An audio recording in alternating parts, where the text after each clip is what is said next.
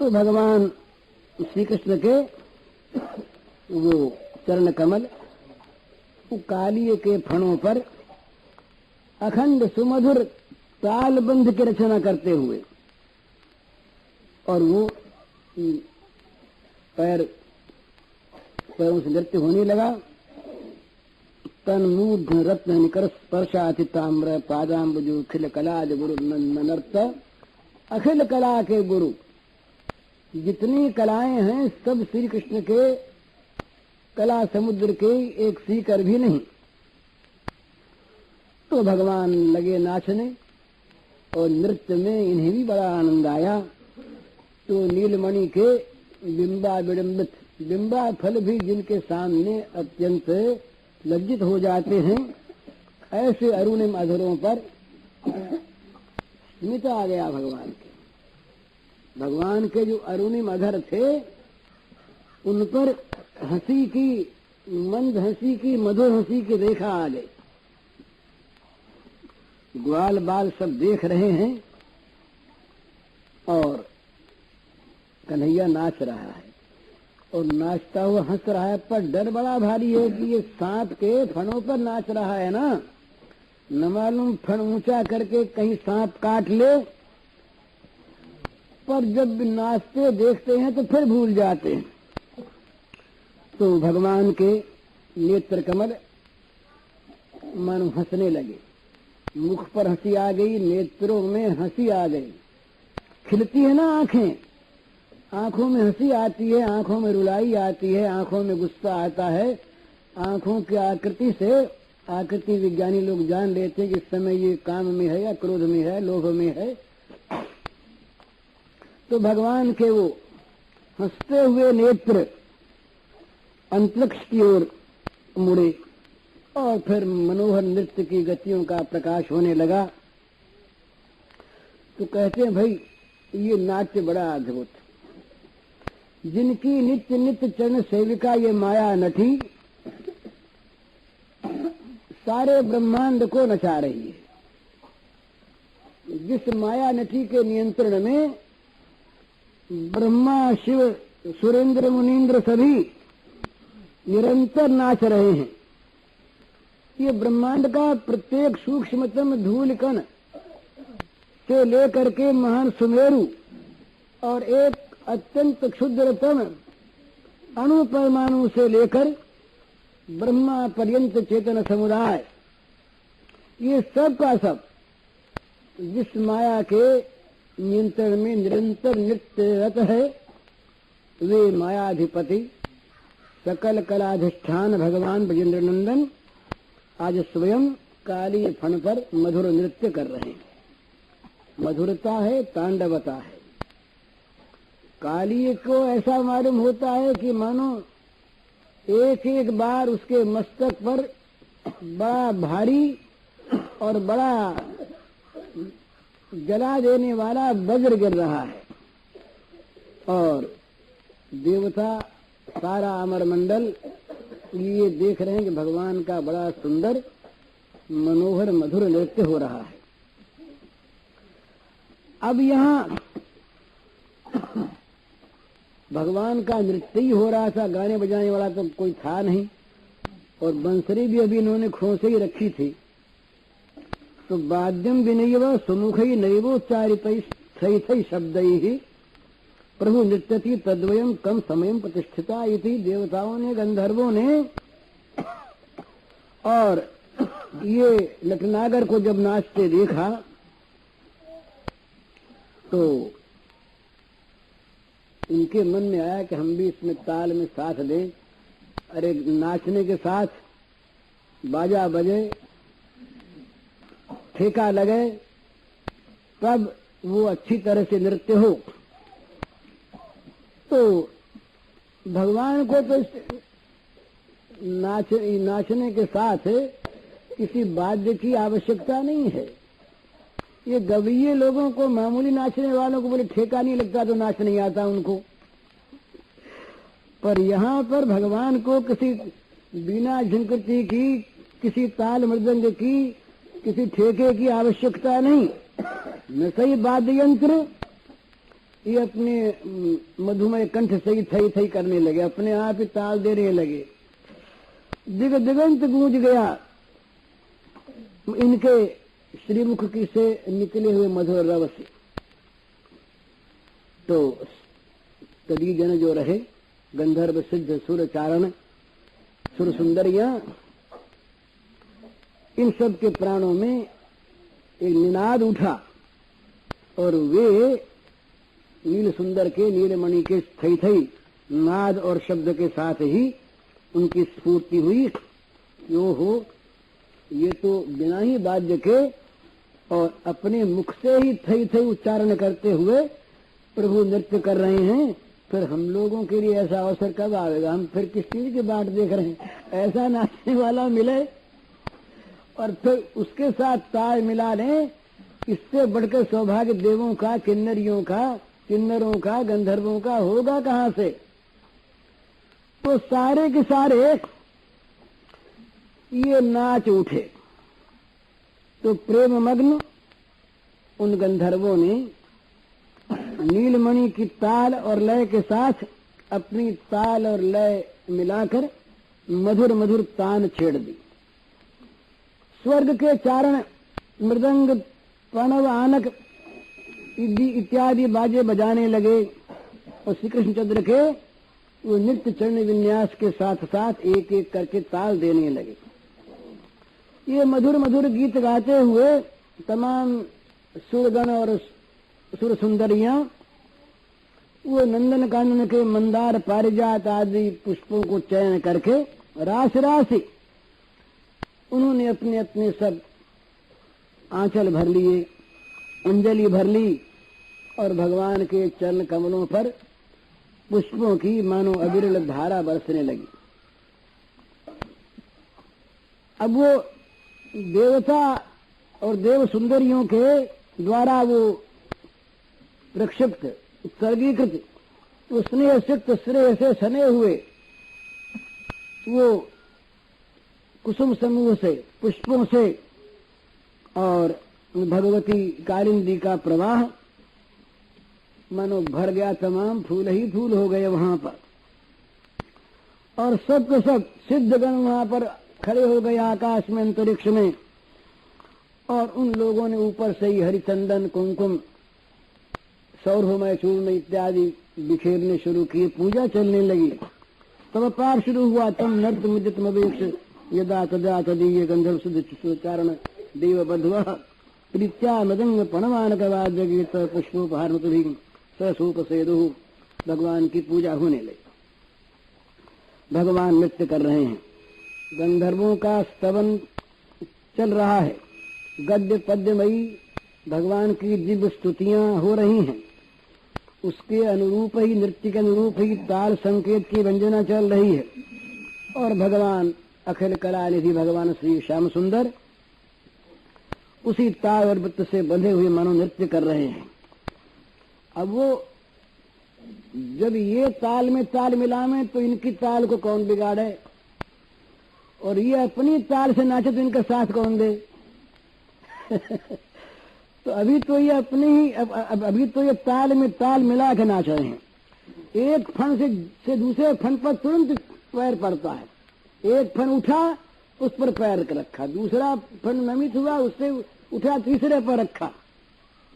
इस प्रकार से एक फन से दूसरे फन पर भगवान के चरण कमल चले जाते हैं, ये दिखाई देता है।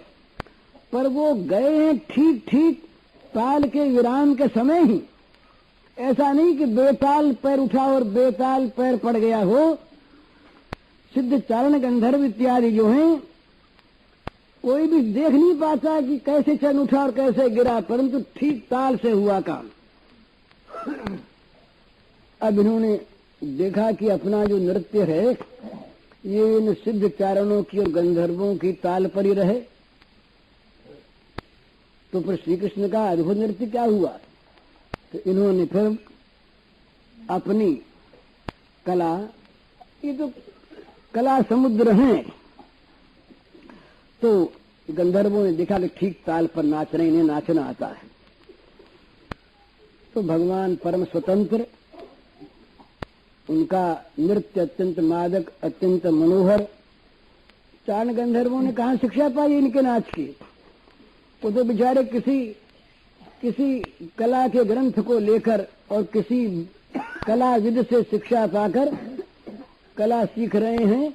कलाओं का उद्गम स्थान, कलाओं का झरना, कलाओं का भंडार, कलाओं के समुद्र तो इनके चरण कमल हैं।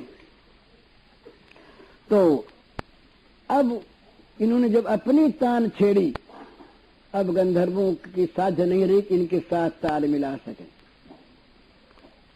अब इनके साथ कंठ से कंठ मिलाकर गा सकें, उनके वाद्य यंत्र ताल में ताल मिलाकर चल सकें, ये तो इनके ताल पाठ का उच्चारण भी कठिन हो गया। निज कल्पितया गत्या नृत्य कृष्णो यथा स्वैरी न तदन रूपम गातुम पठिमप्यपि शेकुहु। अरे ये ताल पाठ का संकेत भी उच्चारण नहीं कर सकते ये, तो कौन इनके ताल में साथ दे? तो अब तो ये पहले तो काली नाग के केवल फणों के उठने पर, अब तो काली के अंतःस्थल के स्पंदन के अनुसार ही इनके चरण उठने लगे। कौन जाने इसको, काली नाग के अंतःस्थल में क्या स्पंदन, कब कैसा क्या हो रहा है, इसको न सो जानते हैं न गंधर्व जानते हैं। जानते हैं अंदर की देखने वाले भी यही।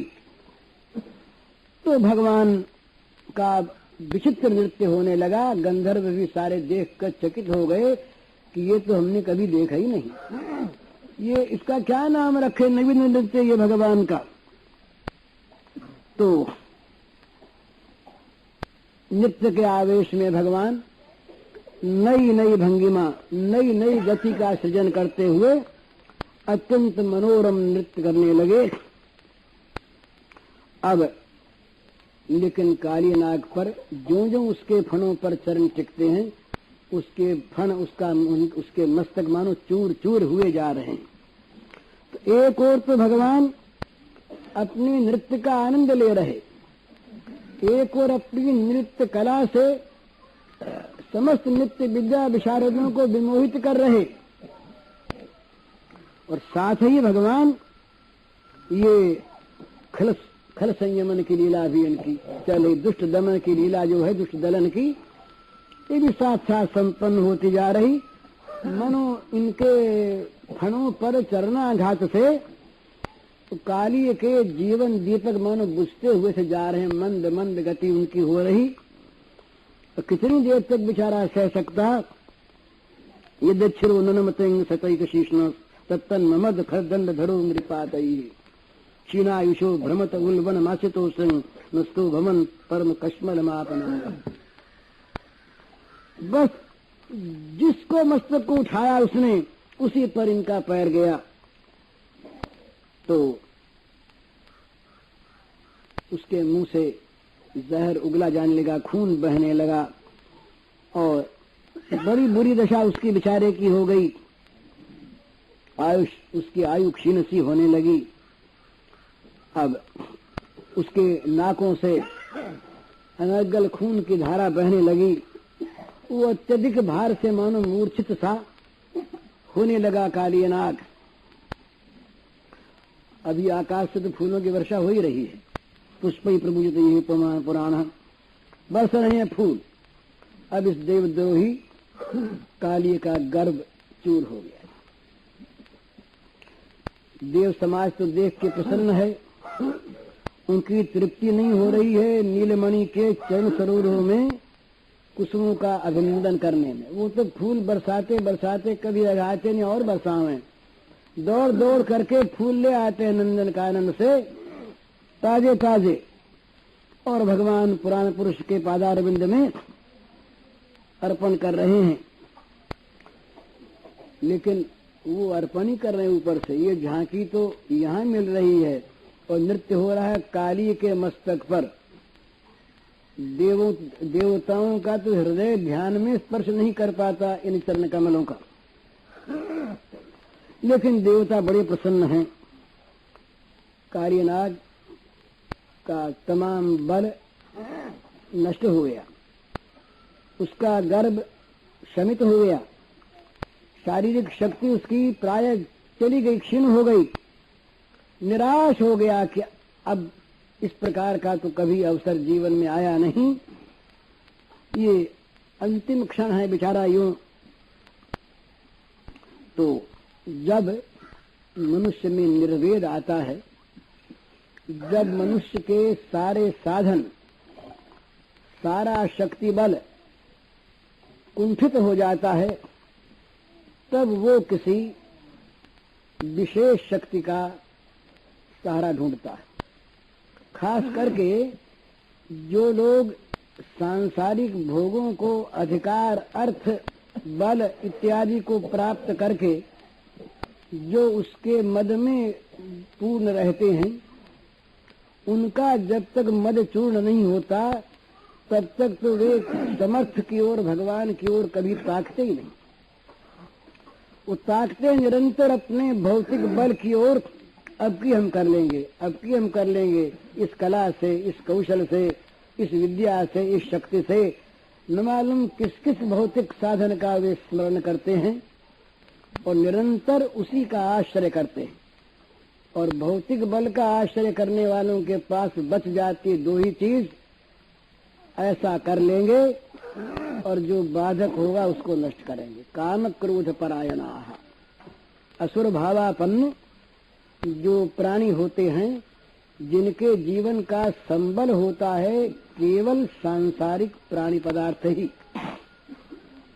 वे लोग भगवान का आश्रय नहीं करते, भगवान की ओर ताकते नहीं, बल्कि भगवान को भी अपने बुद्धि कौशल से, छल बल से परास्त करना चाहते हैं, भगवान का नाम भी मिटा देना चाहते हैं। यद्यपि उनके मिटाए मिटता नहीं, पर जब भगवान की महती कृपा से उनका बल दर्प चूर्ण होता है, तब उनके हृदय में एक सुअवसर आता है, भगवान के चरण नख चंद्र मणि का आलोक वहां पर आ जाए, उस प्रकाश से उनका अंतस्तर उद्भासित हो उठे, उनके हृदय में भगवत चरणारविंद नख ज्योति का प्रकाश उजियाला हो जाए, तब वो समय आता है।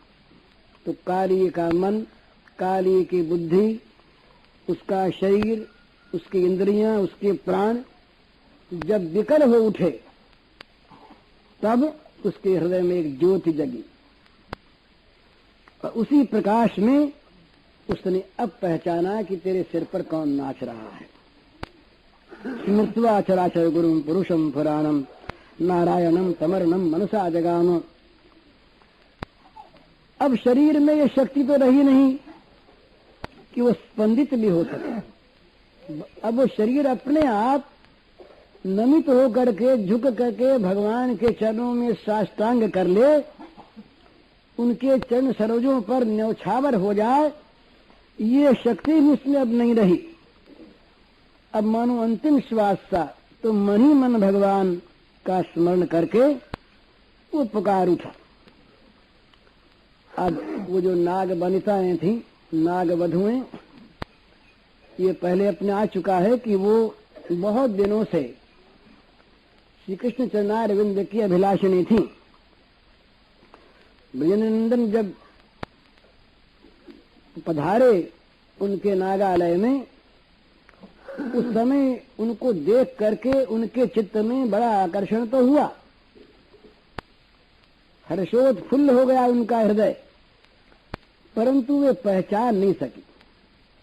उनके मन में यही आया कि बच्चा छोटा सा, कितना सुकुमार, कितना मोहन, कितना मनोहर, और ये हमारा पति कितना क्रूर निर्दय, ये अभी अगर जाग जाएगा तो इस बच्चे के प्राण नहीं रहेंगे। तो बच्चे के प्राण रक्षा के लिए उसकी मोहनी सूरत पर न्यौछावर हो करके इन नाग वधुओं ने उससे कहा, बच्चे से, कि भैया तुम जल्दी भाग जाओ, ये जग न जाए हमारे स्वामी, तुम जल्दी भागो।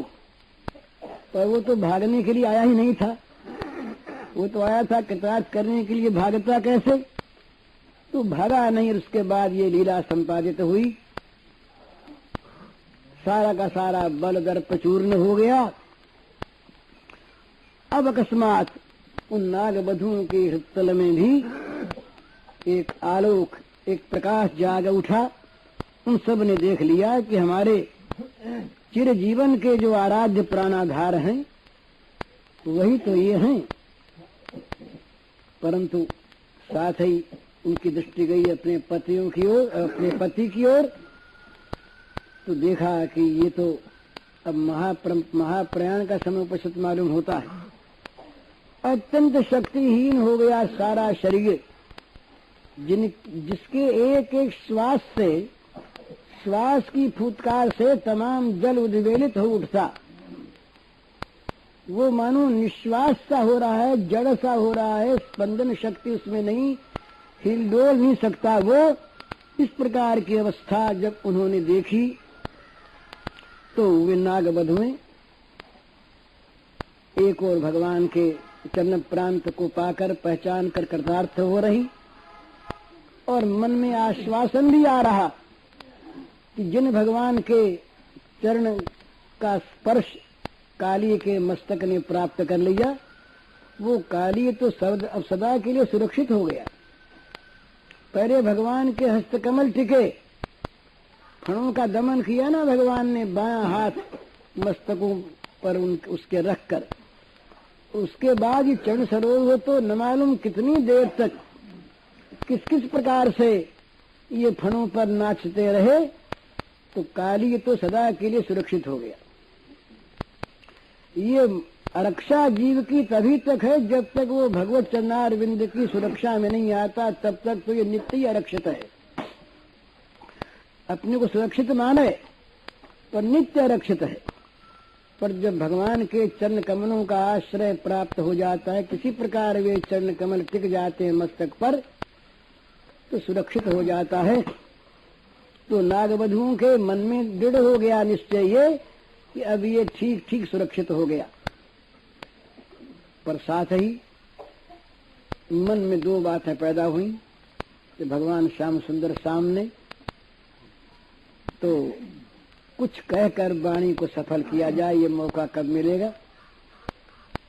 और दूसरे, करुणामय की करुणा जगाने के लिए कोई वाणी काम नहीं करती, वो तो स्वयं करुणामय है ही।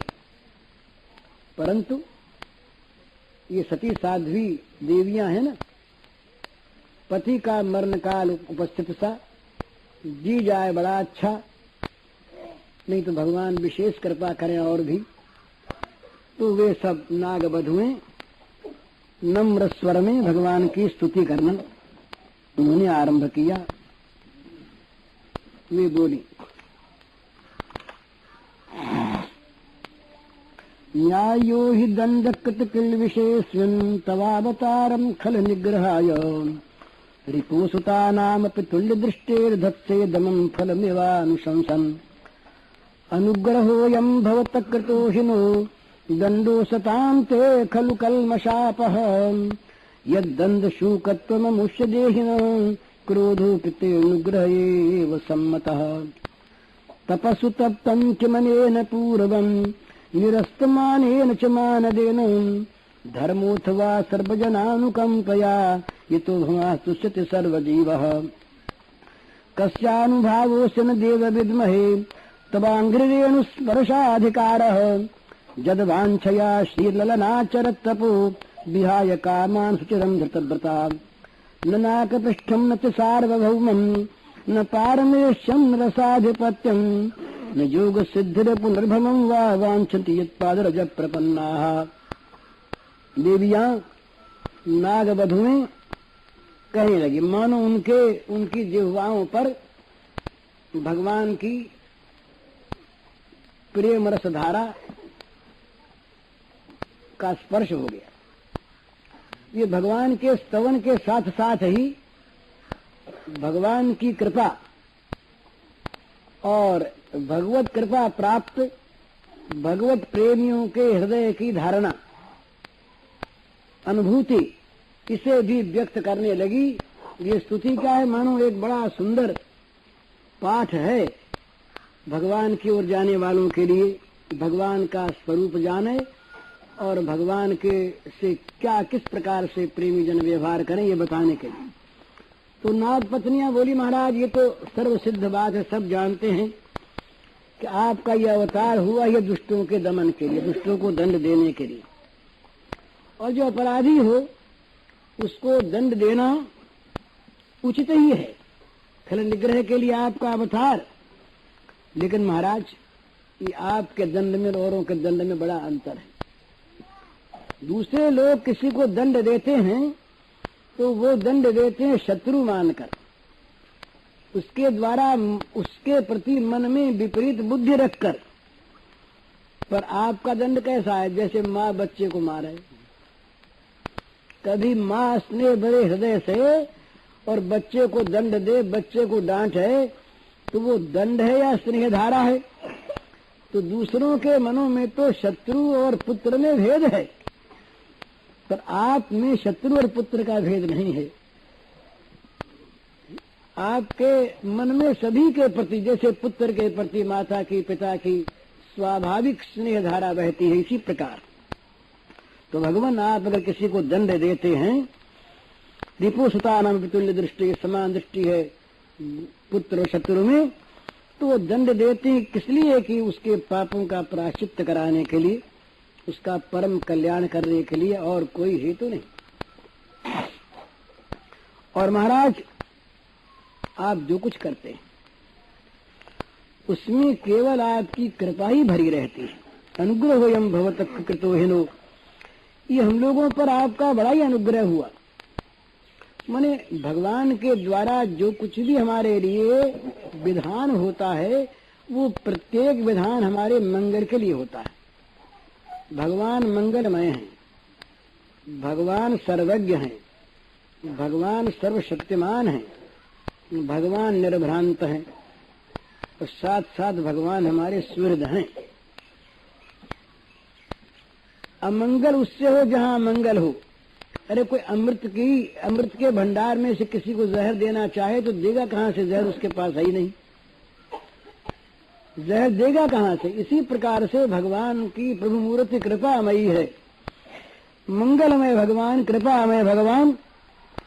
ये कृपा ही करते हैं, न तो इनसे भूल होती है कि भाई कृपा करते करते कहीं भूल कर कृपा कर दें, और किस बात में हमारा मंगल इसको वो न समझे न जाने और जानकर कर न सकें। सर्वज्ञ हैं, सर्वशक्तिमान हैं, निर्भ्रांत हैं और सुहृद हैं। तो वो कहती हैं कि भगवान आपका हम लोगों पर अनुग्रह ये हुआ, ये आपका कृपा प्रसाद ही है। दुष्टों को जो आप दंड देते हैं उनके सारे पाप कलमश को आप हर लेते हैं। ये सर्प के, ये जो सांप हमारा पति, इसके अपराधी होने में तो कोई संदेह नहीं, बड़ा अपराधी है। न अपराधी होता तो सांप ही क्यों बनता? सर्प की योनि ही अपराधी होने से इसको मिली। परंतु महाराज हम लोगों ने ये समझ लिया, हम जान रही हैं कि आपका जो ये क्रोध है ये अनुग्रह है। निश्चित क्रोधोपिते अनुग्रह एवं सम्मतः, आपका जो ये क्रोध है ये भी आपका अनुग्रह है, ये हम लोगों ने जान लिया, समझ लिया। तो बोले महाराज हम लोगों को भी कुछ गर्व होता है, और इस सर्प के जीवन पर भी हम लोगों को गर्व होता है। हम लोगों को ऐसा मालूम होता है कि अवश्य ही पूर्व जन्म में इसने यहाँ तो बड़ा मानी, और वहाँ वो मान रहित होकर दूसरों का सम्मान करते हुए इसने कोई बहुत बड़ी तपस्या की थी। भगवान के लिए तप करने वालों में दो बात होनी चाहिए, भला स्वयं अमानी हो, दूसरे को मान दे, और जो कहीं भक्ति के ही मान में आ जाए, अभिमान में आ जाए, उसकी भक्ति जाती रहती है। बोले हम प्रेमी और सारे अप्रेमी, हम भक्त और सारे अभक्त। ये भक्तों में भी इस प्रकार का जब गर्व आता है तो भक्ति देवी हटने लगती है। भक्त तो होता है तब सुनिए चेन तरोरी वशिष्ठुना मायना मान देना। तो वो नाग वध में कह रही है कि भगवान हम लोगों को ये मालूम होता है कि अवश्य इस सर्प ने पूर्व जन्म में स्वयं मान रहित होकर दूसरों का सम्मान करते हुए कोई बड़ी भारी तपस्या की है, अथवा इसने सब जीवों पर सर्व जना अनुकंपा, सर्व जीवों पर दया करके इसने कोई बड़ा भारी धर्म किया है।